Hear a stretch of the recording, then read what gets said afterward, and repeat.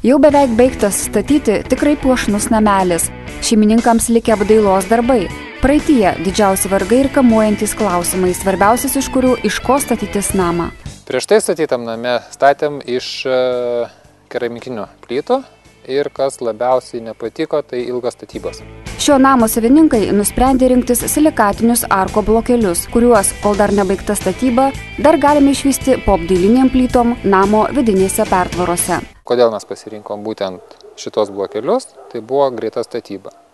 Darbas vyko, galim sakyti, 4 kartus greičiau negu iš paprastų plytų. Tie blokeliai yra patvarūs, nebuvo reikalingi jokie papildomi stiprinimai. Pagrindinis akcentas tikriausiai buvo tai, kad vis tik kaina. Kvadrato kaina, lyginant visas kitas alternatyvas, buvo geriausia. Namo savininkai nepadarė dažniausiai pasitaikančios statybinės klaidos, nesusigundė mažesnė blokelių kubo kaina. Pačiam statybininkui didesnį blokelį dėti yra lengviau negu mažesnį, siauresnį. Sakykime, jam geriau jau imti ten 60, 50 ar didesnius blokelius, sudėti ir taip jam lengviau vyksta mūro darbai.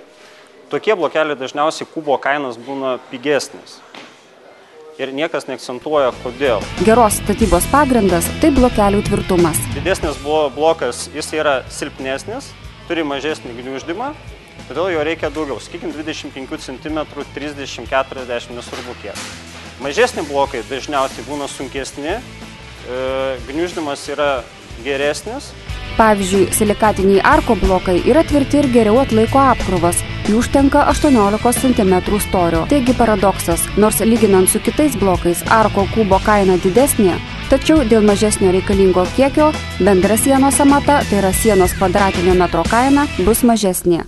Čia ir atsiveria viso kubo gražumas. Sakykime, 25 cm blokas. Namui dažniausiai reikia 40-50 kubų. Tegul vis tai kainuoja ten apytiksliai, tegul 200 litų kainuoja, ne? O 15-18 blokelio pačios to užtenka jau nebe kokį 40-60 kubų, sakykime, kokį 20-30 kubų. Bet jis kainuoja 290. Čia žmogų apgauti lengva, 290-200 litų. Taip, žmogus, aišku, rinksis 200 litų. Bet jis nepagalvoja, kad už 200 litų jis nusipirks 60 kubų, o už 290 litų jis nusipirks 30 kubų.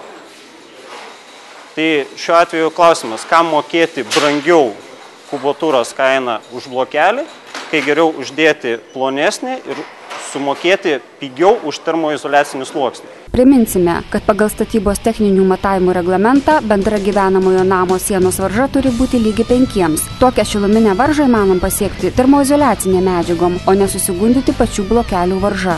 Tai dar vienas iš statybos pradžiamokslio klaidų. Nes jeigu, sakysim, iš tvirtų stiprių mūro blokų galima užtenka 18 cm statyti namą, jeigu blokai nėra tvirti, jie, pavyzdžiui, yra apie 1,5 megapaskalio, 3 megapaskalius, tai reikia būtinai 30.